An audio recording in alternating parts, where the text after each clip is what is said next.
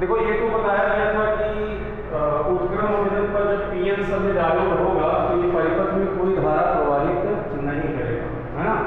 और जब अग्र अभिनत पर होगा तो ये सर्किट में धारा रहेगा। उत्क्रम अभिनत पर जब पीएन संधि डायोड होगी तो ऐसी सिचुएशन में जो वोल्टेज लगाया जाएगा वो बोला जाएगा उत्क्रम वोल्टेज, और जो धारा बहेगी वो कहलाएगी उत्क्रम धारा। तो अगर हम उत्क्रम वोल्टेज और उत्क्रम धारा के बीच ग्राफ खींचे तो ये ग्राफ कुछ इस तरह से ऑपरेट होता है। ये आपका उत्क्रम वोल्टेज हो गया रिवर्स बायस पे उत्क्रम वोल्टेज, और ये हो गया उत्क्रम धारा। उत्क्रम धारा यहाँ पे जो उत्क्रम धारा होगी वो कुछ माइक्रो एम्पियर की होगी, और अग्र धारा में हम लोगों ने देखा था अग्र धारा जो बहती थी वो हमेशा मिली एम्पियर के ऑर्डर में बहती थी। ये देखो 10, 20, 30, 40, 50 ना, या हम इसे 0.1 वोल्ट, 0.2 वोल्ट, 0.3 वोल्ट, 0.4 वोल्ट और 0.5 वोल्ट ये रख लें, ठीक है। या 10, 20, 30 में भी रख सकते हो, कोई ऐसा इशू नहीं है, रीडिंग जो कभी भी नहीं है। 10 भी रख सकते हो और 20 भी रख सकते हो, 30, 40 और 50। अब जब ग्राफ खींचते हैं तो ये भी ग्राफ सेम मिलता है जैसे वहाँ पे कुछ ऐसा, और सडनली बहुत तेजी से ब्रेक होता है।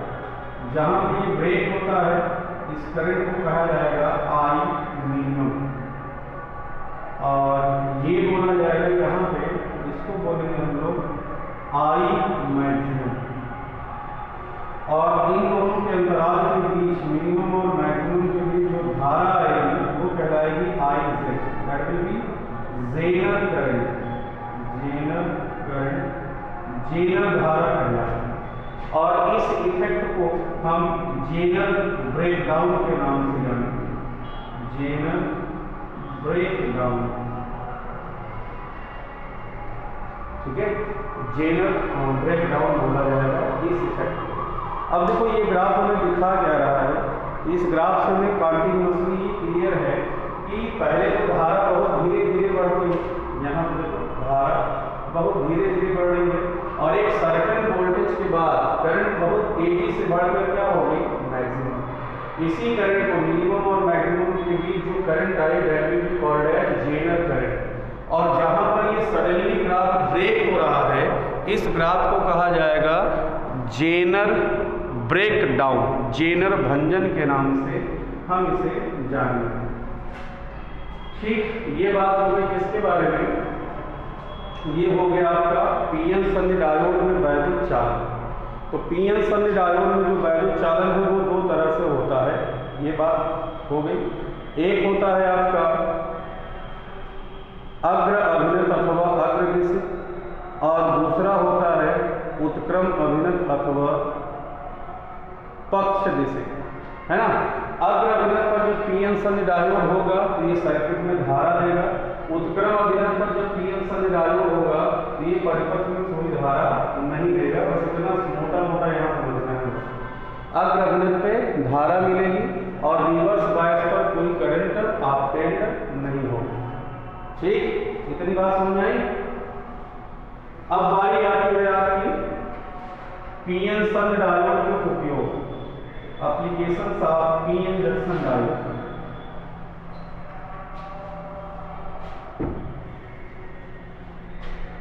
पीएन संधि डायोड के उपयोग।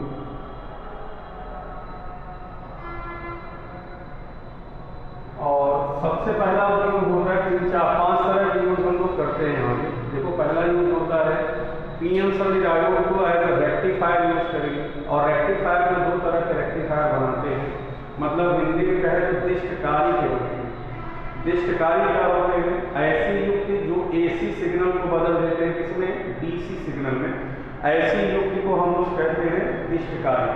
अब दिष्टकारी दो तरह से बनते हैं, पूर्ण तरंग दिष्टकारी और अर्ध तरंग दिष्टकारी। दो एप्लीकेशन ये हो गए, पीएन संधि डायोड का उपयोग पूर्ण तरंग दिष्टकारी की भांति, और दूसरा बन गया किसकी भांति, अर्ध तरंग दृष्टिकारी की भांति। पहले हम अर्ध तरंग की बात करेंगे, फिर बाद में पूर्ण तरंग की बात करेंगे। इसके बाद पीएन सन्धि डायोड को जेनर डायोड की तरह भी यूज किया जाता है।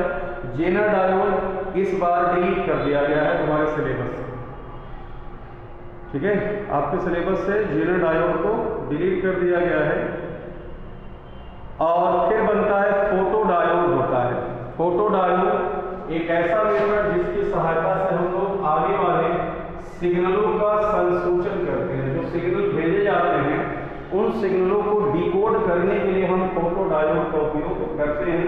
ये भी पीएन सन्धि डायोड से बनता है।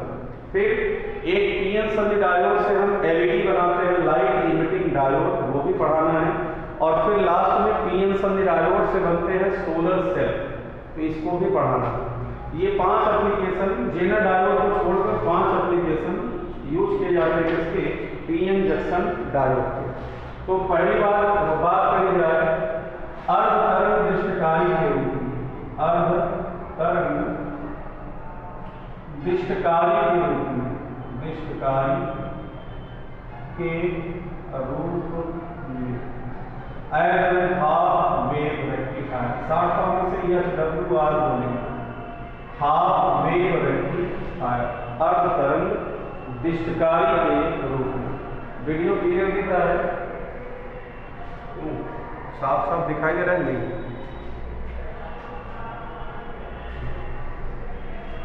तो देखो पहला काम अर्ध तरंग दृष्टिकारी, ये दोनों बहुत इंपॉर्टेंट है, यह जान लो। 3 नंबर का पूछा जरूर जाएगा बोर्ड एग्जामिनेशन में। कोई भी सेट उठा के देखो, हर सेट में आता जरूर, या तो अर्ध तरंग दृष्टिकारी की तरह और या तो पूर्ण तरंग दृष्टिकारी की तरह पीएन सन्धि डायोड का नामांकित चित्र सहित वर्णन करो। बोर्ड एग्जामिनेशन में बहुत पूछा जाता है। तो देखो पहला सबसे जरूरी है डायग्राम बनना, चित्र बनाना। तो सबसे पहला काम हम पीएन सन्धि डायोड को एक उत्साही ट्रांसफार्मर की सहायता से जोड़ेंगे।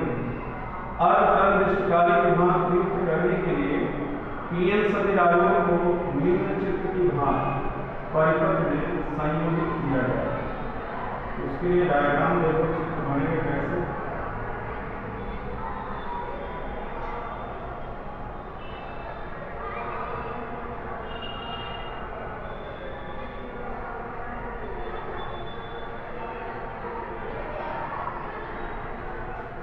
प्राथमिक कुंडली होगी, इसके आगे लगाई जाएगी द्वितीय कुंडली, और यहाँ पे हो गया आपका सेकेंडरी पार्ट।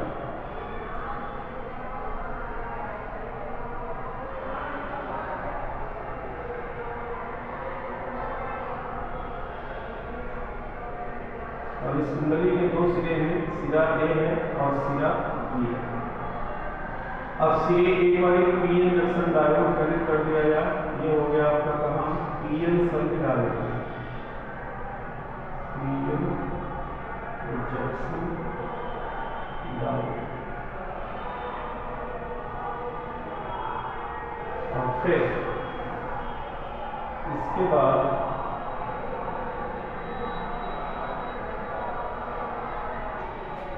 जिस भी सर्किट में हमें सिग्नल भेजना होगा करंट को, यहाँ पे उस सर्किट को यूज करेंगे। ये कहा जाएगा आपका दैट इज आरएल, हिंदी में कहेंगे लोड रेजिस्टेंस, मतलब जिसमें हमें डीसी सिग्नल भेजना होगा वो होगा आरएल। और इसके समांतर क्रम में ही हम एक जो है परिवर्ती संधारित्र लगाएंगे, वेरिएबल कैपेसिटर, ये कहलाएगा filter circuit, filter circuit. Filter circuit का काम होगा, देखो कभी कभी हो जाता है कि कुछ सिग्नल ऐसे आएंगे यहाँ से, जब ये कन्वर्जन करेगा तो कुछ सिग्नल ऐसे होंगे जो एसी से डीसी में नहीं बदलेंगे ना। तो एसी से डीसी में नहीं बदलेंगे तो यहाँ बदलेंगे तो हमारे लिए हार्मफुल है, हमें झटका देंगे। तो इसलिए यहाँ फिल्टर सर्किट लगाया जाता है। फिल्टर सर्किट जो बचा कुचा सिग्नल है, जो एसी सिग्नल डीसी में नहीं बदला है, उसको फिल्टर सर्किट रिसीव करके फिर से ट्रांसफार्मर में भेजेगा और ट्रांसफार्मर फिर से पीएन जंक्शन डायोड को देगा और फिर वो बदल जाएगा इसमें एसी। समझे ना कि फिल्टर सर्किट का यूज क्या होता है? समझे कि फिर से बोले? क्योंकि कभी कभी ऑब्जेक्टिव क्वेश्चन में पूछा जाता है कि फिल्टर सर्किट का काम क्या होता है। तो फिल्टर सर्किट में जैसे ही कन्वर्जन कर रहा है, हमने क्या कहा, ये AC को बदलेगा किसमें, DC में। कभी कभी होगा कुछ सिग्नल, एक आध सिग्नल छूट जाएगा जो AC से DC में बदल नहीं पाएगा, तो उस सिग्नल को अब देखो कैपेसिटर में कभी DC बहती नहीं, कैपेसिटर में कौन बहता है, AC बहती है। तो AC सर्किट को कैपेसिटर ये ले लेगा और ये लेने के बाद कहाँ दे देगा, ट्रांसफार्मर में। तो ये निर्गत जो वोल्टता मिल रही है, यहाँ पर AC सिग्नल ना मिलकर केवल और केवल कौन सा सिग्नल मिलेगा, DC। तो ये हो गया आपका प्राइमरी कॉइल, इसे कहेंगे प्राथमिक कुंडली, प्राइमरी कॉइल। और ये हो गया आपका सेकेंडरी कॉइल, द्वितीय कुंडली। ये पीएन जंक्शन डायोड हो गया। अब यहाँ पे इनपुट सिग्नल जिस भी वोल्टता को प्रवर्धन करेंगे या लगाएंगे वो कहलाएगा इनपुट वोल्टेज। तो इनपुट वोल्टेज हम लगा रहे हैं कौन सा, AC, ये AC सिग्नल है ना। और यहाँ से कौन मिलेगा, निर्गत वोल्टता मिलेगी, इसे कहेंगे आउटपुट वोल्टेज, आउटपुट वोल्टेज। और आउटपुट वोल्टेज उन्हें ऐसे आते हैं। जब देखो कार्य विधि कैसे होती है, पहली बार अच्छे से समझ में आया, बहुत आसान सा डायग्राम है कि पीएन संधि डायोड को अर्ध तरंग निष्क्रियकारी की भांति उपयुक्त करने के लिए परिपथ में ऊंचाई ट्रांसफार्मर और एक पीएन संधि डायोड की सहायता से निम्न चित्र की बात संयोजित किया जाए। इतना समझ में आया डायग्राम कि नहीं?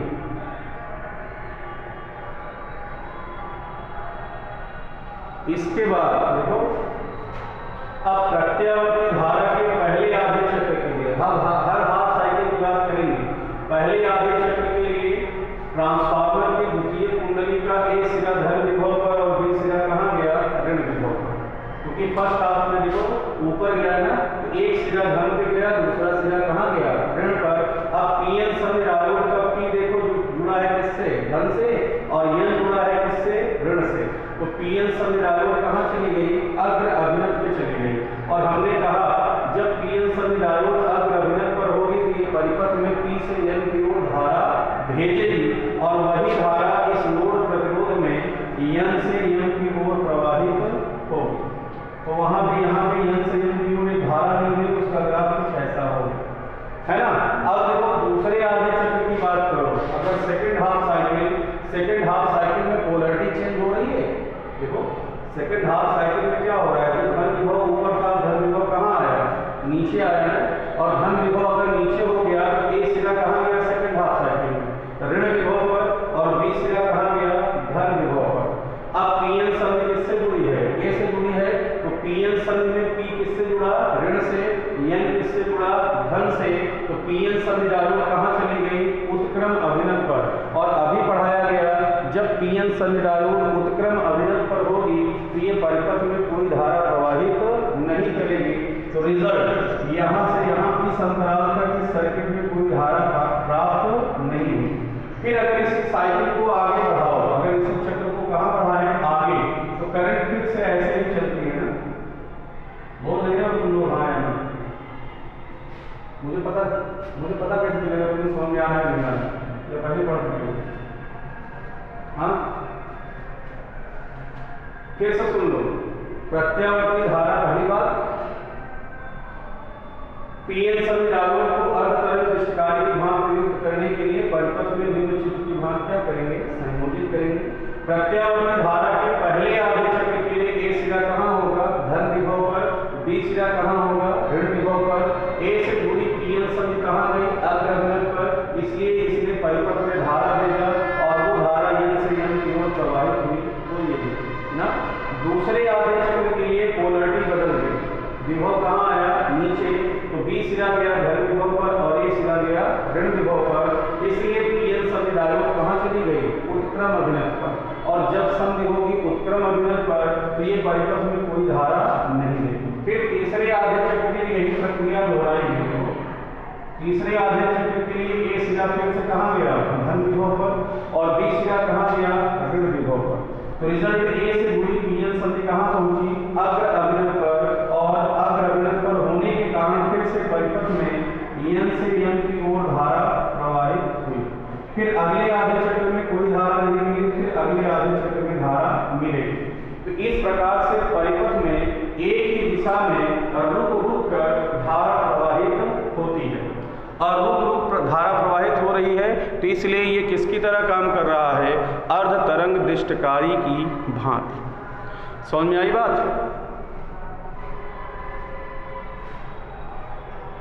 ठीक। अब इसी के बाद दूसरा इसका आता है पूर्ण तरंग दिष्टकारी की तहत। अगर ये समझ में आ गया है तो दूसरा भी समझ में आ गया है। अब देखो पहला काम, इसे थोड़ा सा मिटाना पड़ेगा। FWR की बात करी जाए, पूर्ण तरंग दिष्टकारी की भांति, ये होगा तो ऐसे ही है ना, बस यहाँ लिख देंगे पूर्ण, और ये FWR, ये हो गया आपका तरंग दिष्टकारी, ये हो गया FWR। अब देखो पीएन सभी डायोड, एक डायोड यहाँ रहेंगे D1 और एक डायोड फिर से हम B से जोड़ देंगे। जो हमने एक के साथ अकेला डायोड जोड़ा था हाथ में रेक्टिफायर में, अब की बार दो डायोड रहेंगे।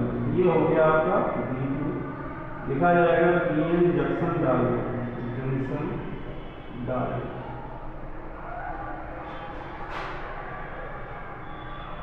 और इस कुंडली L1 हो गई, ये कुंडली L2 हो गई, और इसके मध्य बिंदु से एक कोई तार ले आएंगे,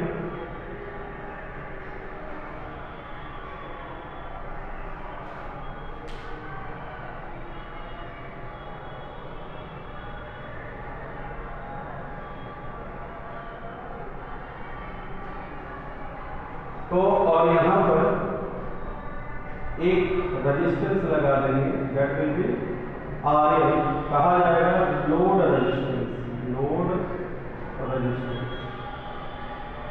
और फिर से वही काम करेंगे, एक यहाँ पर संधारित्र लगा देंगे, और ये संधारित्र किसका काम करेगा? फिल्टर सर्किट, मतलब जो बचा कुचा AC सिग्नल होगा इसको फिर से ट्रांसफार्मर को देना है, ताकि N से N, ठीक। इस तरह से हम बनाएंगे पूर्ण तरंग दिष्टकारी के लिए। फिर से हमें दिखाना होगा इनपुट और आउटपुट वोल्टेज का वेव फॉर्म। ये हो गया आपका आउटपुट वोल्टेज, आउटपुट वोल्टेज मतलब हिंदी में निर्गत वोल्ट का बोला जाएगा, ठीक है। अब देखो इसकी कार्य विधि कैसे हो, सेम वही है, बस आपके बाद पहले आधे में ये धारा देगा, दूसरे आधे में ये धारा देगा, बस और कुछ नहीं करना। तो देखो पहली चीज, अगर पीएन सभी डायोड को पूर्ण तरंग दिष्टकारी की भांति यूज करना है तो प्रयुक्त करने के लिए परिपथ में दो पीएन संधि डायोड को ट्रांसफार्मर की सहायता से निम्न चित्र की भांति संयोजित किया जाएगा। अब हमने ये डायग्राम बना लिया, अब बारी आती है कार्यविधि की, कार्य कैसे होगा वो देखिए। ऐसा सिग्नल मिलेगा हमेशा, बस यहाँ लिखेंगे due to D1, due to D2, due to D1, due to D2, ठीक। अब वो कार्य कैसे होगा? प्रत्यावर्ती धारा के पहले आधे चक्र के लिए, फर्स्ट हाफ साइकिल के लिए A सिरा कहाँ गया? धन विभव पर, B सिरा कहाँ गया? ऋण विभव पर। इसलिए A से जुड़ी पीएन संधि D1 अग्र अभिनत पर और B से जुड़ी पीएन संधि उत्क्रम अभिनत पर। अग्र अभिनत पर होने के कारण D1 धारा देगा और D2 उत्क्रम अभिनत पर होने के कारण कोई धारा प्रवाहित नहीं करेगा। फिर दूसरे आधे चक्र के लिए पोलैरिटी बदल गई, A सिरा कहाँ गया? ऋण विभव पर, B सिरा कहाँ गया? धन विभव पर। A D1 जुड़ा है A से, तो D1 कहाँ चला गया? उत्क्रम अभिनत। D2 कहाँ चला गया? अग्र अभिनत। तो अब की बार D2 धारा देगा, D1 कोई धारा प्रवाहित नहीं करेगा, इसलिए ये बनाया गया D2 बनाया गया ना। अब फिर तीसरे आधे चक्र के लिए यही प्रक्रिया दोहराई गई, तो A गया अग्र अभिनत पर, D1 गया अग्र अभिनत पर, D2 गया उत्क्रम अभिनत पर। तो D1 ने धारा दी और D2 ने कोई धारा प्रवाहित नहीं। फिर अगले आधे चक्र में यही प्रक्रिया फिर से दोहराई गई। तो इस प्रकार प्रत्येक पहले आधे चक्र में पीएन संधि डायोड D1 अग्र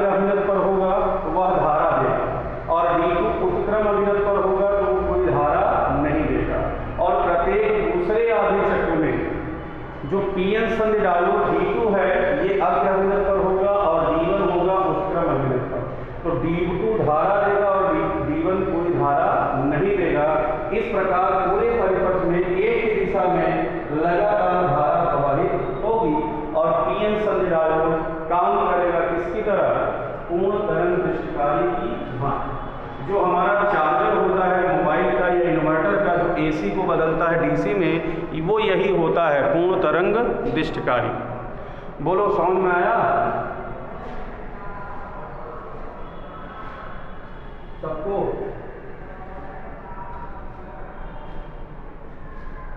हाफ वेव रेक्टिफायर का यूज नहीं किया जाता, वो तो केवल एक शुरुआत करेगी कि पहले अर्ध तरंग दृष्टिकारी बना, फिर उसी को इम्प्रूव करके बनाया गया पूर्ण तरंग दृष्टिकारी। जो हमें देखो हाफ वेव रेक्टिफायर क्या होगा कि हमें रुक रुक कर धारा देगा, मतलब DC धारा क्या देगा, रुक रुक कर, और रुक रुक कर जो धारा मिलेगी वो हमारे किसी काम की नहीं है ना। तो इसलिए उसको इम्प्रूव करके बदला गया किसमें, जुगाड़ लगा के फुल वेव है, और फुल वेव में जब बदल दिया गया तो ये बन गया हमें काम की और फिर DC धारा देगा। तो ये हम AC को DC सिग्नल में बदलना है तो हमें यही यूज करना होगा। ठीक, कहीं हाफ वेव रेक्टिफायर का कहीं यूज नहीं किया जाता बस, लेकिन वो एक शुरुआत थी, तो शुरुआत पहले हाफ वेव से हुई, बाद में बना फुल वेव। ठीक, चलो इसके बाद आता है LED लाइट इमिटिंग डायोड, उसके बारे में हम लोग कल अगली क्लास में चर्चा करेंगे। ठीक, आज के लिए दैट्स ऑल।